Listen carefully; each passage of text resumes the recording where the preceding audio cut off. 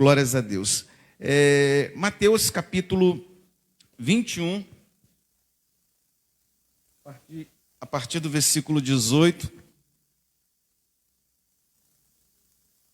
Mateus capítulo 21, a partir do versículo 18. Nós estaremos lendo até o versículo 22. Quero parabenizar a Igreja de Nova Vida de São Gonçalo por mais um ano de existência e de tantas e tantas vidas que foram salvas através desse lugar. Tantas e tantas famílias que foram restauradas, que foram abençoadas. Tantas e tantas pessoas que conheceram a Jesus através desse ministério e que ainda vão continuar conhecendo até a volta do Senhor Jesus. Então, louva a Deus por esse lugar onde eu nasci. Eu sempre falo isso aqui. Eu louvo a Deus por essas portas, por esse lugar onde eu aprendi a ser servo de Deus, onde eu aprendi muitas coisas da parte do Senhor. Mateus capítulo 21, versículo 18 em diante, nos diz assim, eu estarei lendo na revista e corrigida, tá bom, irmãos? Diz assim, e de manhã, voltando para a cidade, teve fome, e avistando uma figueira perto do caminho, dirigiu-se a ela, e não achou nela senão folhas, e disse-lhe, nunca mais nasça fruto de ti. E a figueira se secou imediatamente. E os discípulos, vendo isso, maravilharam-se, dizendo, como secou imediatamente a figueira? Jesus, porém, respondendo, disse-lhes, em verdade vos digo que, se tiverdes fé e não duvidardes, não só fareis o que foi feito à figueira, mas até se a este monte disserdes, ergue-te e precipita-te no mar, assim será feito. E tudo o que pedirdes na oração, crendo, o recebereis. Senhor, nós te glorificamos pela tua palavra, e eu te peço, Espírito Santo de Deus, que nesse tempo que temos, o Senhor venha ministrar aos nossos corações de uma maneira toda especial. Usa-me, Senhor, conforme a tua infinita misericórdia e graça, e fala com o teu povo, fala comigo, fala conosco, Senhor. Precisamos, queremos, necessitamos ouvir a sua voz mais uma vez nessa manhã, Pai. Assim nós te oramos no nome poderoso de Jesus, e que você diga amém. Amém, querido e querida. Pode sentar, meu irmão, minha irmã, por favor. Bendito seja Deus.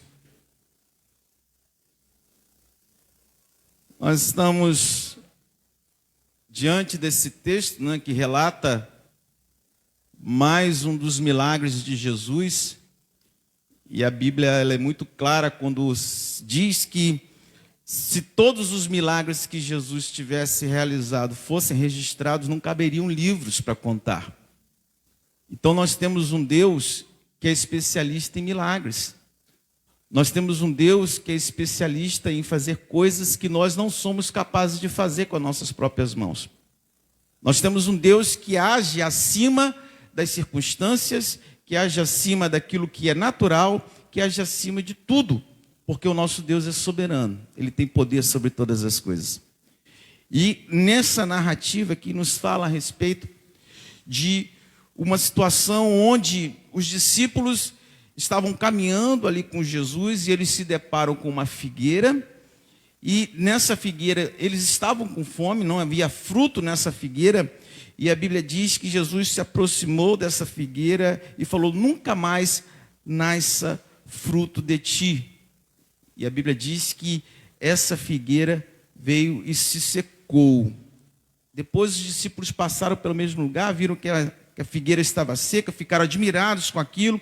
E aí Jesus diz, em verdade vos digo que se tiverdes fé e não duvidardes, não só farei o que foi feito à figueira, mas até se a este monte disserdes, ergue-te, precipita-te no mar, assim será feito.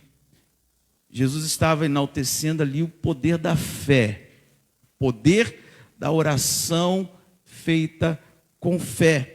E aí ele faz aquela declaração que nós conhecemos muito bem no versículo 22, que diz, e tudo quanto pedirdes, tudo o que pedirdes na oração, crendo, recebereis. Então Jesus começa aqui a falar sobre critérios para que uma oração seja respondida. Jesus começa a falar sobre critérios para que a nossa voz surta efeito e para que nós possamos experimentar do Deus dos milagres, os milagres que o nosso Deus tem para realizar na nossa vida. Milagre não é fruto do acaso. E Jesus começa a trazer diretrizes a respeito disso. E ele fala que esses milagres, parte deles vem através da oração. E não é uma oração qualquer. Não é um falar qualquer. Não é uma voz qualquer. E ele fala que tudo quanto pedirdes na oração, crendo, recebereis. E aí eu fiquei pensando sobre isso. E o meu pensamento veio pelo seguinte: por que então que muitas vezes, quando nós oramos, mesmo crendo, não recebemos? Você já parou para pensar sobre isso? Eu orei com muita fé, eu pedi com muita fé, eu rasguei o meu coração diante do Senhor e não aconteceu. Se nós olharmos esse versículo de forma isolada dos demais versículos da Bíblia que falam sobre oração, nós vamos falar assim: alguma coisa está errada nisso daí. Porque Jesus está afirmando tudo, e tudo é tudo, o que pedirdes na oração, crendo, recebereis. Essas palavras vêm do Senhor Jesus. Mas por que quando muitas vezes nós oramos, mesmo nós crendo, mesmo quando cremos, mesmo quando a nossa fé está naquilo ali, e a gente tem a certeza de que o Senhor pode realizar, por que algumas vezes essas coisas não acontecem?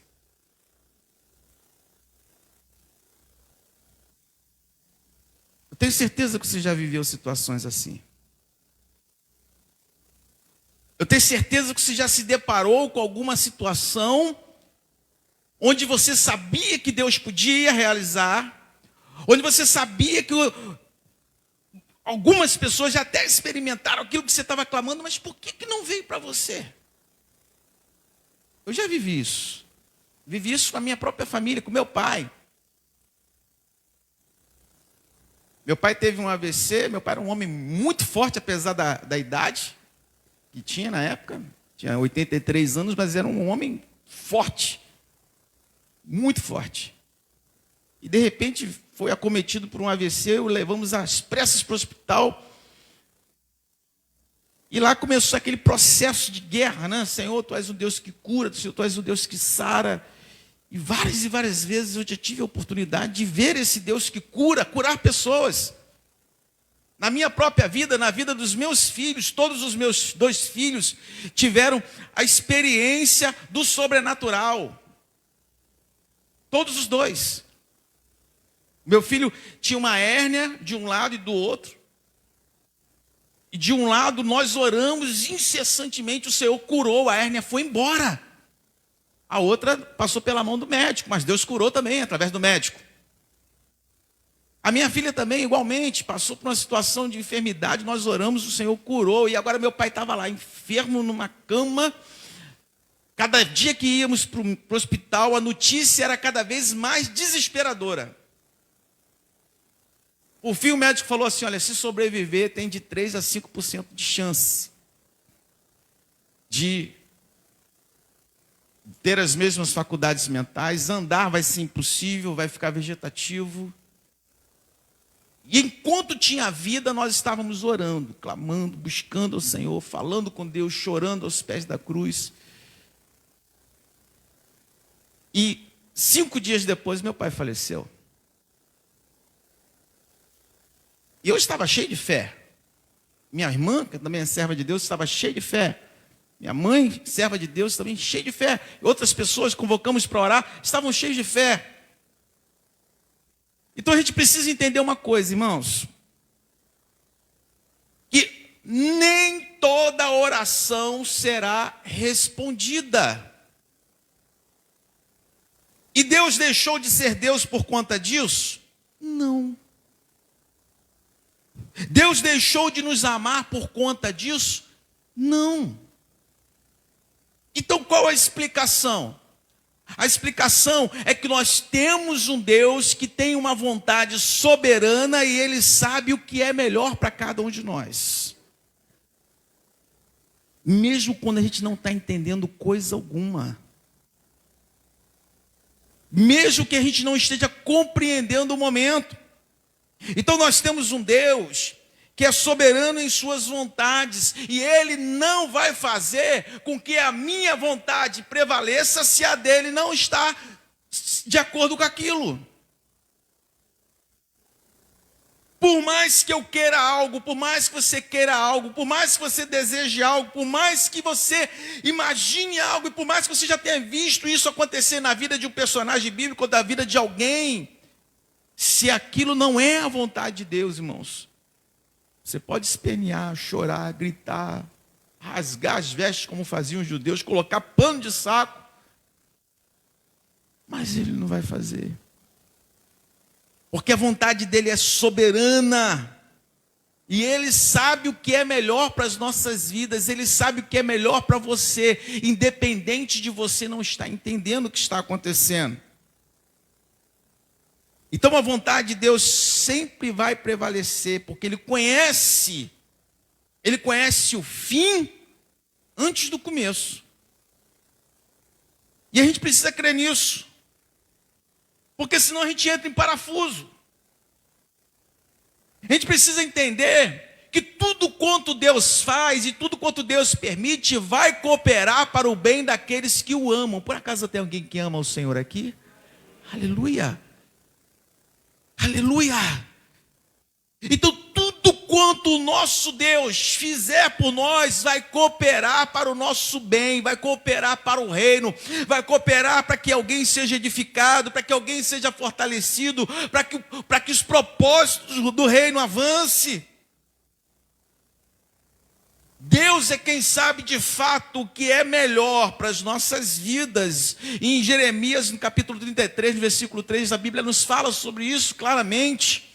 Eu bem sei que os pensamentos que tenho a vosso respeito são pensamentos de paz e não de mal, para vos dar o fim que desejais. Então, porque Ele conhece o fim, Ele vai agir no início, mesmo quando a gente não está entendendo nada. A vontade dele vai prevalecer. A vontade de Deus é melhor do que a nossa, irmãos. Creia nisso. Ah, mas eu queria tanto. Você já parou para pensar quantas coisas você queria tanto e eram erradas? Eu, por exemplo, quando eu era criança, eu queria ser motorista de caminhão de lixo, irmãos. Nada contra a profissão, é digna. Aí minha mãe fala, meu filho, tem outras coisas que você pode fazer. Eu falei, tá bom então mãe, eu quero ser astronauta. E nem uma coisa nem outra aconteceu para a minha vida. Quantas coisas você queria ter na sua infância, na sua mocidade, e você fala assim, rapaz, hoje eu penso, que doideira. Meu filho esses dias estava falando para mim que queria comprar um avião. Eu falei, rapaz, você já tem um aeroporto? Ele tinha mais ou menos 8 anos quando falou isso. Então, não é porque você e eu queremos algo demais que nós vamos ter. Não é porque eu e você queremos algo demais que vai ser bom para a nossa vida. Nós podemos ver isso nos nossos próprios relacionamentos com os nossos filhos. Tudo que teu filho quer, você dá para ele? Sim ou não? Não. Não mesmo. Não mesmo. Todos os lugares que teu filho quer ir, você deixa? Quando é criança? Não mesmo. Todas as vontades que ele que ele tem ou que ela tem, você realiza? Não mesmo. Algumas porque não podemos e outras porque não vai fazer bem. Então a gente precisa entender isso, que a vontade de Deus sempre será a melhor para a minha vida e para a sua vida. Sempre. Por mais que eu queira muito algo, isso é tão sério, irmãos, que o próprio Jesus viveu isso. Lá no Getsêmani, lembra?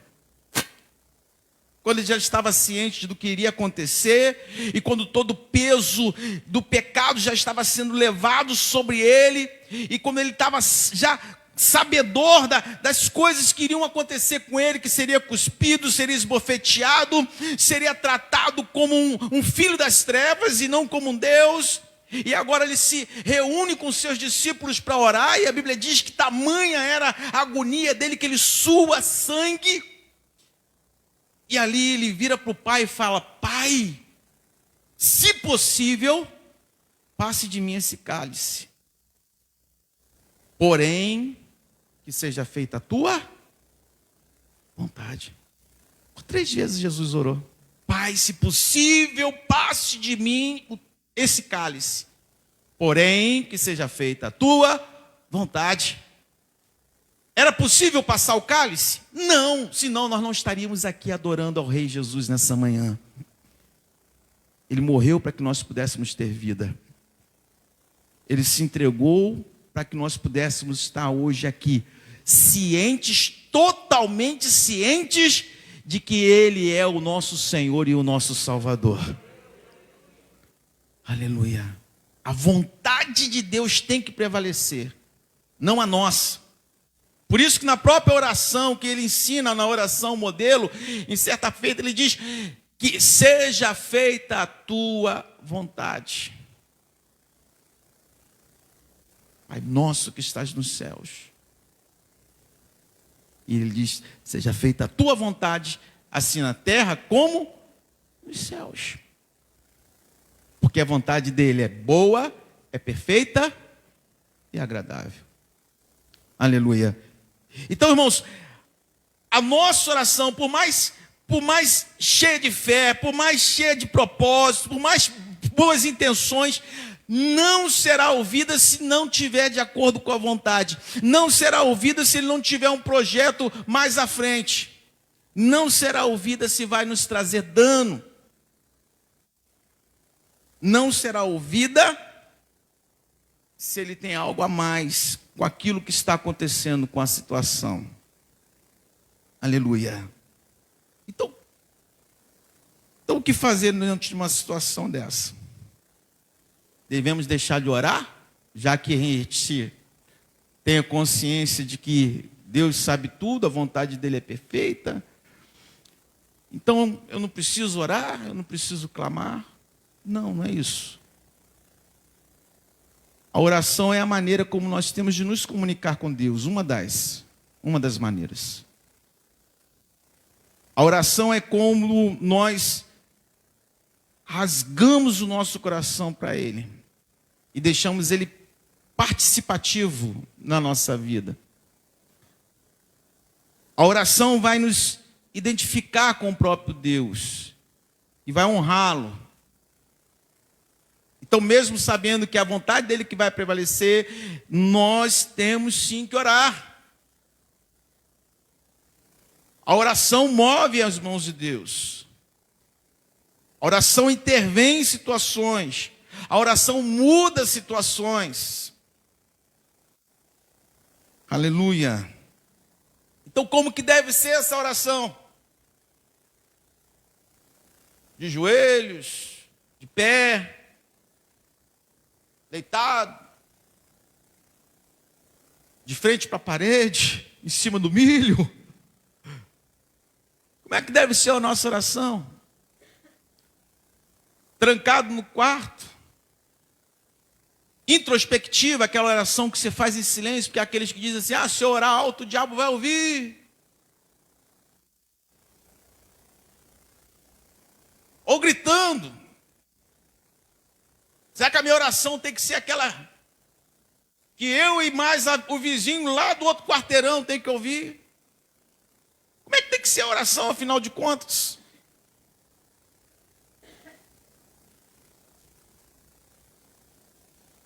Irmãos, como vai ser? Isso não é muito relevante. Se você estiver deitado, ou sentado, ou em pé, ou falando introspectivamente, ou gritando, ou batendo os braços, ou chorando, ou esperneando, não é isso que vai fazer a diferença. A oração que faz a diferença, irmãos. E aí é onde nós queremos entrar propriamente na mensagem. É a oração sincera. A oração sincera. Porque não adianta eu falar algo que não está aqui dentro. Não adianta eu falar algo para apenas impressionar alguém. A Bíblia diz que os fariseus faziam isso. Eles oravam em praça pública e faziam grandes oratórias, grandes sermões, mas tudo para mostrar apenas para os outros.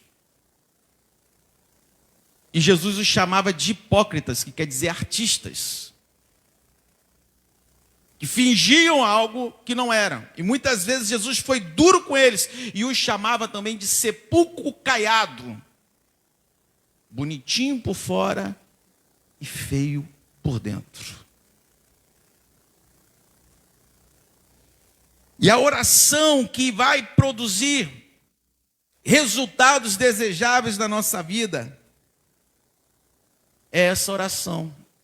É a oração sincera.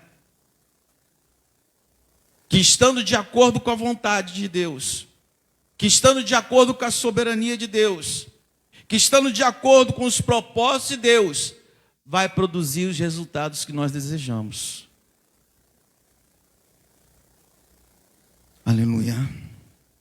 Nós vemos ao longo da palavra de Deus, ao longo da Bíblia, homens e mulheres que tiveram ali as suas orações respondidas, porque rasgaram o seu coração diante do Senhor, em oração sincera. E eu fui procurar a origem dessa palavra. Alguém até falou aí, quer dizer, sincera. É uma palavra latina, composta por duas outras palavras.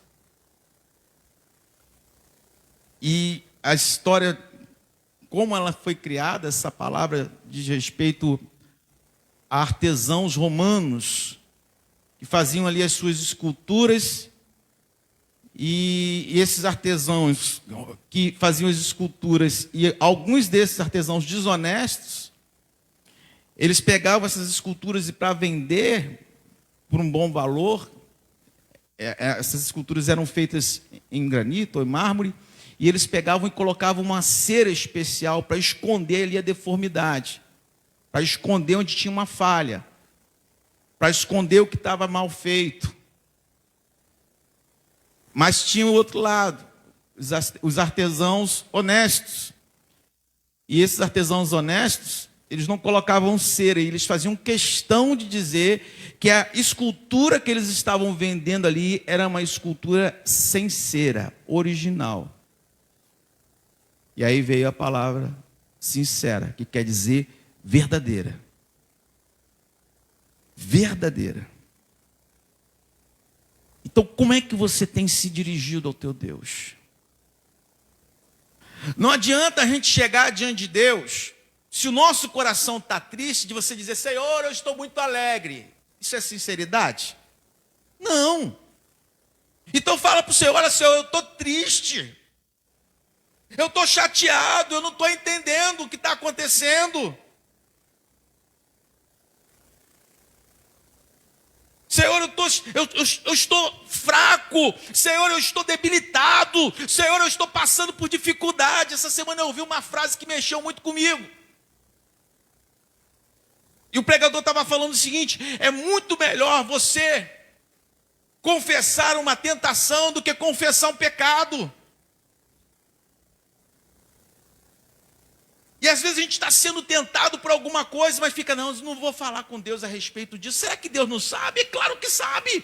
Mas Ele quer ouvir de mim, de você, o que está me tentando, o que está te tentando, com sinceridade. Fala, Senhor, olha, Senhor, eu estou tendo dificuldade nessa área. Senhor, eu estou tendo dificuldade, eu estou me sentindo tentado por essa situação. Rasgar o coração diante do Senhor. E a Bíblia fala sobre isso, rasgue o seu coração e não as suas vestes. E essa expressão rasgar o coração é você abrir a tua vida de tal forma que não fique em reserva alguma. Mas muitas vezes nós queremos mostrar uma coisa que não somos. E muitas vezes, por conta dessa questão de mostrar o que não somos, a gente pensa fazer isso com o próprio Deus. E não rasgamos muitas vezes os nossos corações. E não abrimos de fato o nosso coração para o Senhor. Para Ele tratar, para Ele mover, para Ele se expressar, para Ele fazer o que precisa ser feito. A oração sincera ao longo das Escrituras Sagradas tem um vasto repertório de milagres, de homens e mulheres, que porque abriram o seu coração, rasgaram o seu coração em oração sincera, tiveram respostas daquilo que estavam clamando. Eu separei 3 exemplos aqui, e um quarto, que você vai saber daqui a pouco. Primeiro caso que a Bíblia nos fala, que eu quero citar aqui, não é o primeiro caso que a Bíblia fala, é o primeiro caso que eu quero citar aqui, é a respeito de um homem chamado Ezequias, que foi um dos reis de Israel. E a Bíblia diz que o profeta Isaías recebeu uma ordem de Deus para ir até o palácio onde estava o rei e falar para ele o seguinte: põe a tua casa em ordem, porque você não vai viver, vai morrer. Essa foi a sentença que o rei Ezequias ouviu ali. Se alguém vira para você e fala assim: olha, prepara, porque daqui a uma semana você vai partir dessa. Quais são as reações que você vai ter? Vai dar uma festa? Vai ficar preocupado? Quais são as reações? Tem pessoas que quando ouvem que vai morrer, acabam tirando a sua vida logo. Por isso que, um tempo atrás, aí, a medicina, ela escondia dos pacientes quando o paciente estava com algum caso grave, para morrer. Hoje eles agem até de forma diferente, com o consentimento da família. Eles não colocam essa coisa para ofuscar ali a realidade. Mas se você tem uma notícia dessa, você vai morrer. Quer dizer, morrer todos nós um dia vamos. Mas a sentença ali é algo imediato. Qual seria a tua reação diante de uma situação dessa? Talvez alguns falassem assim: olha, por que eu vou morrer? Afinal de contas, eu sou servo de Deus, eu sou pregador, eu sou isso, eu sou aquilo outro. Ei, irmãos, quantas pessoas que são isso tudo e morreram por conta dessa pandemia? Quantos homens de Deus estão morrendo? Quantas mulheres de Deus estão morrendo? Nós temos casos de pessoas aqui dessa igreja que faleceram e que eram pessoas de Deus. Então, a sentença veio: coloca a tua casa em ordem, porque você vai morrer. E a Bíblia diz lá em 2 Reis, capítulo 20, do versículo 1 até o 6, depois você lê na sua casa, que o rei, quando ouviu essa sentença, a Bíblia diz que ele colocou a sua face diante para a parede e começou a orar, e ele chorou muitíssimo. A Bíblia fala a respeito disso. Ele rasgou o coração diante do Senhor. A sentença não veio de Deus, o aviso veio de Deus. A gente precisa entender isso. O aviso veio de Deus, não a sentença de morte. Deus usou o profeta lá para avisar que ele morreria. Mas não era Deus que estava querendo matar ali o rei. E ali a Bíblia diz que esse homem colocou a sua face diante da parede, chorou muitíssimo, rasgou o teu coração e orou ao Senhor. Aleluia! Orou ao Senhor, clamou ao Senhor com toda intensidade e com sinceridade. O profeta já tinha dado a notícia, já estava saindo no pátio do palácio, e Deus ordenou de novo que o profeta voltasse lá. Volta lá. E agora fale ao rei, ouvi a tua oração e acrescenta aos teus anos 15 anos de vida. Aleluia. Uma oração sincera, irmãos, pode mudar sentenças de morte. Pode mudar. Aleluia.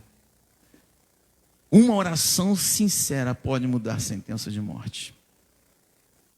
Bendito seja Deus.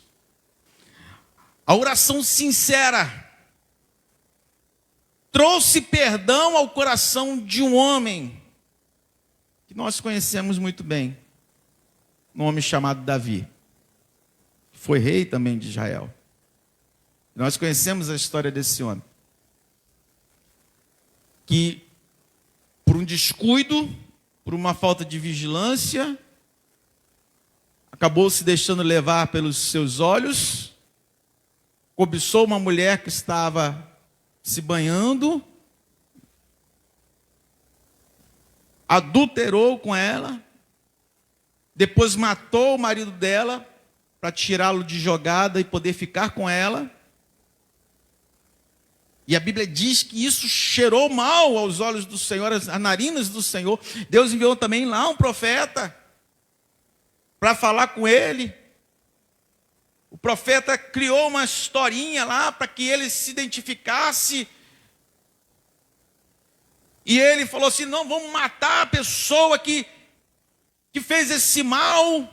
E aí o profeta virou para ele: é você que fez isso. E ali caiu o semblante dele, ele percebeu que realmente ele havia pecado contra o Senhor, e naquele momento ele se arrependeu, se curvou diante do Senhor.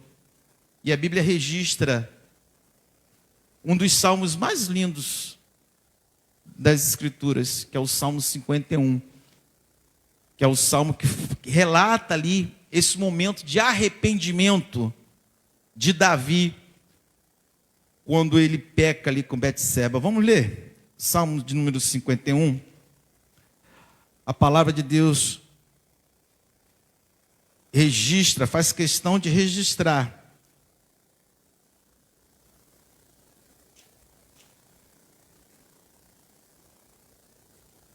Tem misericórdia de mim, ó Deus, segundo a tua benignidade. Apaga as minhas transgressões, segundo a multidão das tuas misericórdias. Lava-me completamente da minha iniquidade, purifica-me do meu pecado, porque eu conheço as minhas transgressões e o meu pecado está sempre diante de mim. Contra ti somente pequei e fiz o que aos teus olhos é mal, para que sejas justificado quando falares e puro quando julgares. Eis que em iniquidade fui formado e em pecado me concebeu a minha mãe. Eis que amas a verdade no íntimo e no oculto me fazes conhecer a sabedoria. Purifica-me como sopo e ficarei puro, lava-me e ficarei mais alvo do que a neve. Faze-me ouvir júbilo e alegria, para que goze os meus ossos que tu quebraste. Esconde a tua face dos meus pecados e apaga todas as minhas iniquidades. Versículo 10. Cria em mim, ó Deus, um coração puro e renova em mim um espírito reto. Não me lances fora da tua presença e não retires de mim o teu Espírito Santo.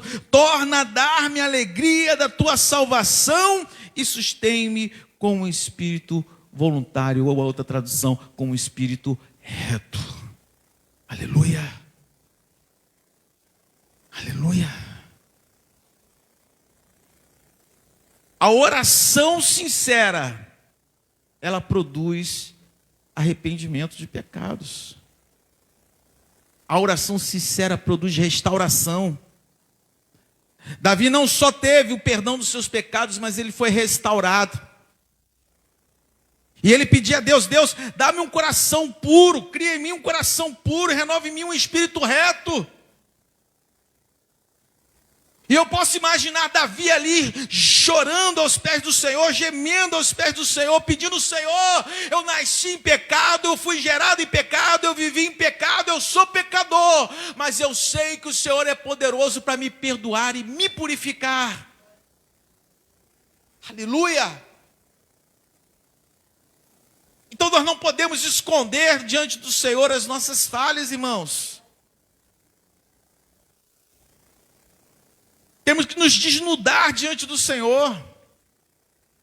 Tirar as nossas máscaras, tirar as nossas maquiagens.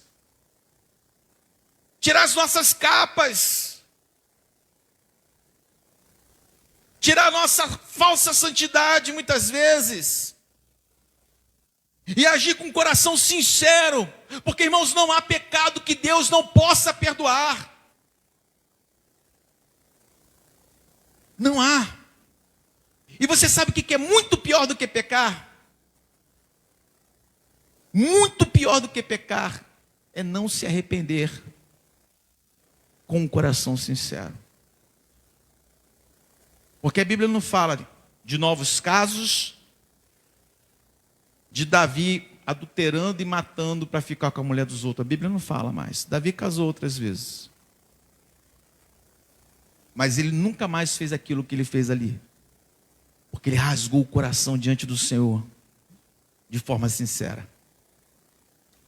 De forma sincera. Pior do que pecar é não ter um coração sinceramente arrependido. Porque o justo pode cair muitas vezes. Mas se ele se arrepender de verdade, o Senhor restaura quantas vezes for necessário. Aleluia. Deus está à procura de homens e mulheres que sejam sinceros diante dele. Verdadeiros. Nem a nossa adoração pode ser de forma falsa. Você vê que a própria palavra de Deus lá em João capítulo 4 fala que ele está à procura de verdadeiros adoradores. Qualquer um pode adorar qualquer coisa, inclusive a Deus. Qualquer um. Qualquer um. Mas adorar de forma verdadeira só os sinceros. Só os sinceros. E Deus só aceita adoração verdadeira. Deus está à procura de verdadeiros adoradores. Bendito seja o nome do Senhor. Um outro caso na Bíblia que me chamou muita atenção e que teve uma oração respondida por conta da sua sinceridade é o caso de Ana. 1 Samuel capítulo 1, a Bíblia nos conta a história dessa mulher, que era humilhada pela sua concubina, pela concubina do seu esposo, né? Era humilhada porque a concubina tinha filhos e ela era estéril. E todos os anos Eucana, que era o marido de Ana, ia prestar adoração a Deus, levava a porção dos filhos de Penina, e Ana não tinha filhos, para que Eucana fosse lá e adorasse a Deus também com os filhos de Ana. Ana não gerava filhos, Ana era estéril. E aquela mulher sofreu humilhação por longo período. Penina humilhava, zombava dela. E se fosse como as crianças iam dizer assim, né? Eu tenho, você não tem. Ana não tinha filhos, Penina tinha muitos. E a Bíblia diz que Ana chegou na casa do Senhor e começou a clamar ao Senhor.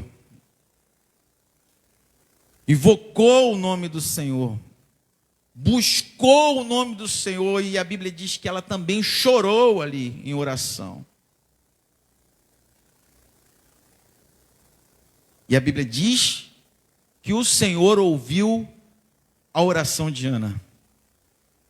No versículo 10, a Bíblia diz que Ana orou ao Senhor. Ela, pois, com amargura de alma, orou ao Senhor e chorou abundantemente. 1 Samuel capítulo 1, versículo 10. Ela, pois, com amargura de alma, orou ao Senhor e chorou abundantemente. E no versículo 20, a Bíblia diz que Ana concebeu. Ela gerou filho. Samuel. Um dos maiores profetas que Israel conheceu. E ela colocou o nome de Samuel, porque Samuel quer dizer o seguinte: Deus ouve. O significado da palavra Samuel quer dizer Deus ouve. Todas as vezes que alguém chamava Samuel, estava dizendo o seguinte: Deus ouve. Todas as vezes que Ana chamava Samuel, ela estava dizendo: Deus ouve, Deus ouve, Deus ouve, Deus ouve. Pode aplaudir o Senhor Jesus. E Deus ouve a oração sincera. Deus ouve a oração sincera. Aleluia. Deus mudou sentença de morte. Deus perdoou pecados. Deus mudou a esterilidade. E tantas outras situações que estão repletas na Bíblia, de homens e mulheres que oraram de forma sincera e tiveram resposta, resultado. Aleluia. Eu quero convidar você a ficar de pé. Por favor.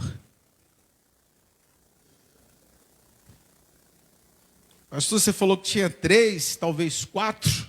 Quem é a quarta? A quarta pode ser você.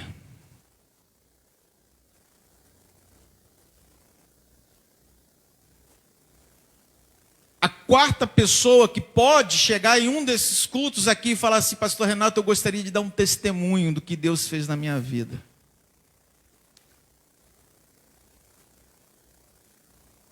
Aleluia.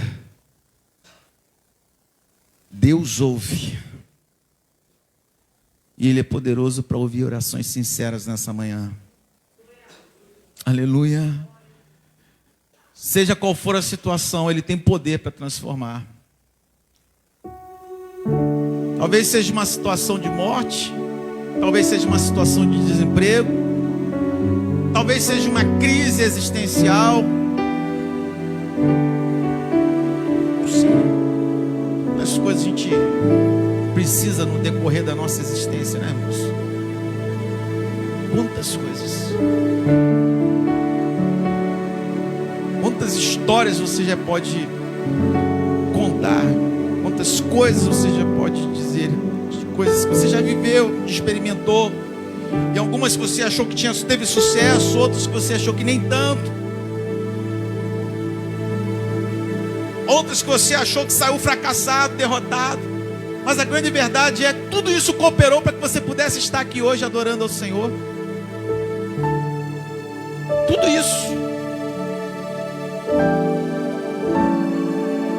Aleluia. Eu não sei o que você vai clamar ao Senhor. Eu não sei o que você vai falar com Deus.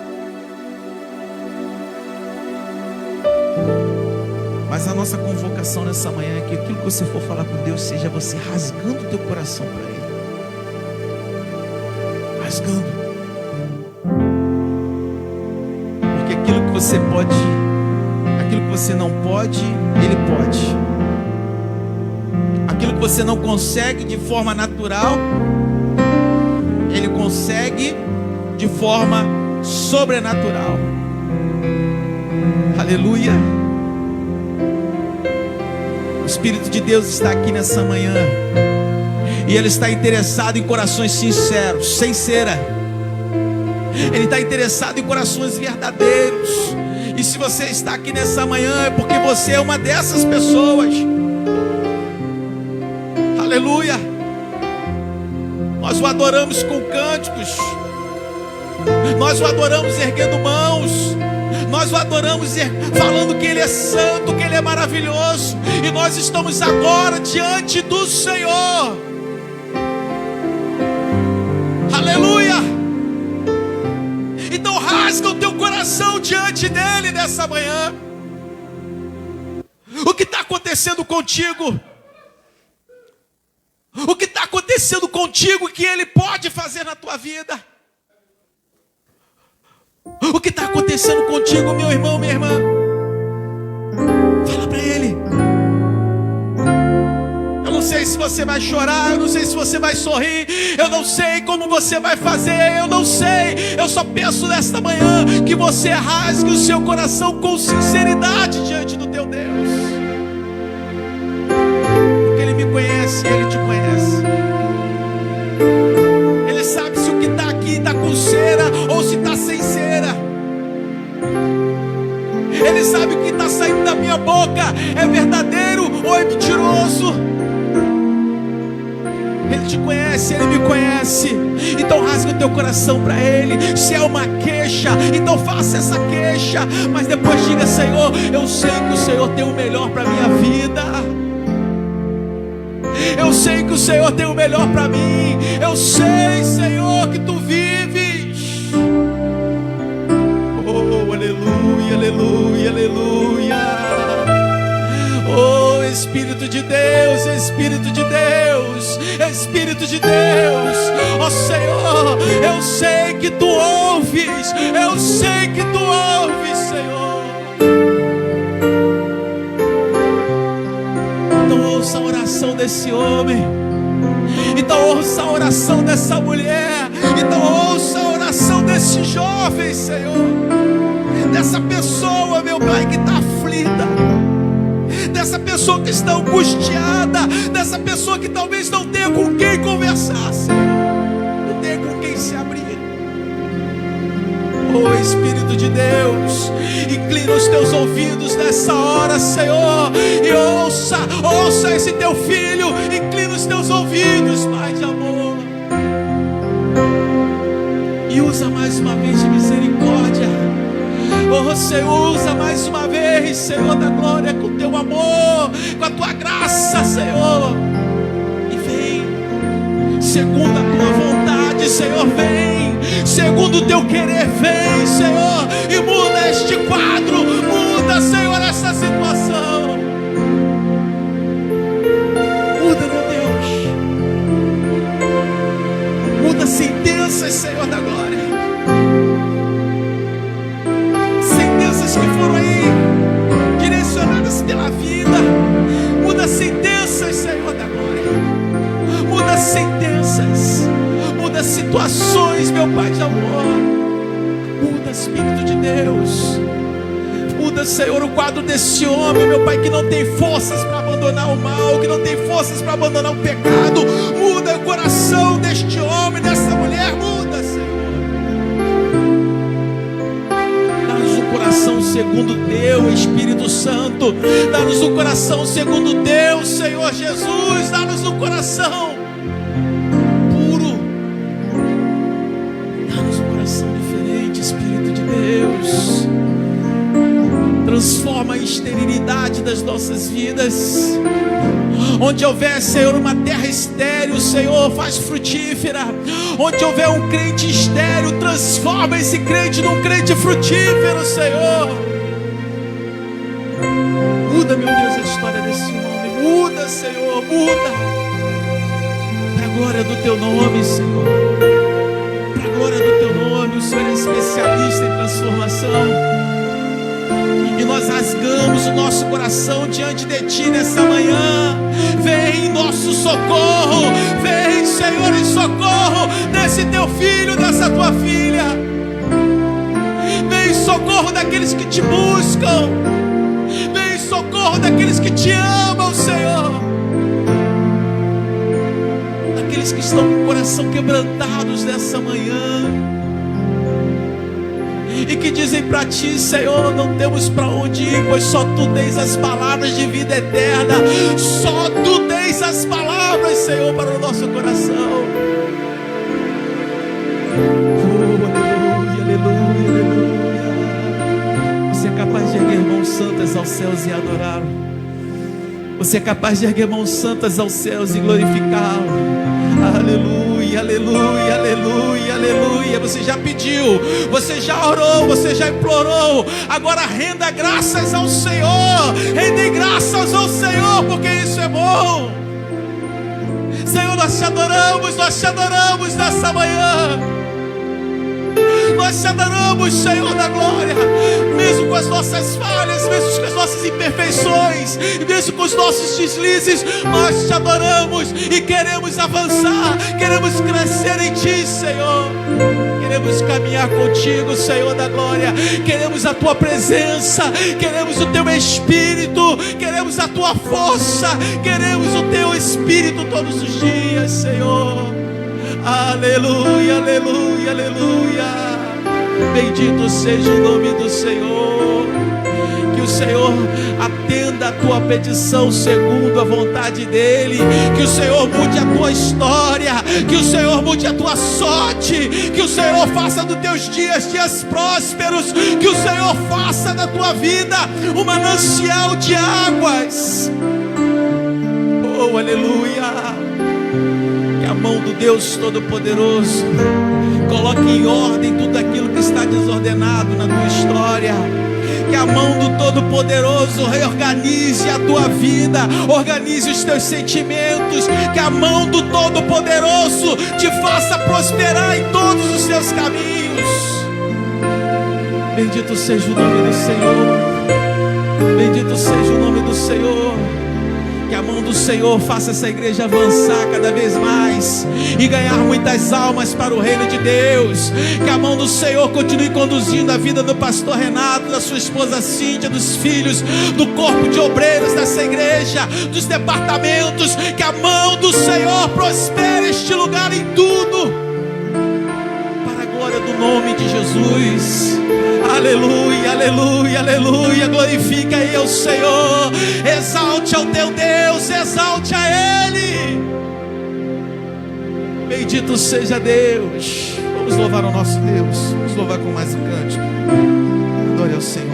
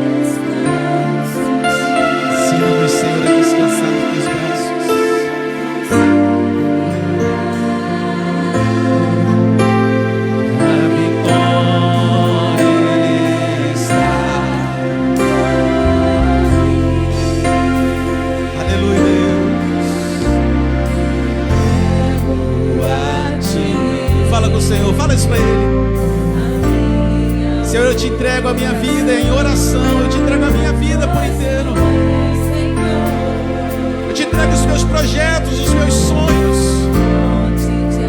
Faça o que precisa ser feito.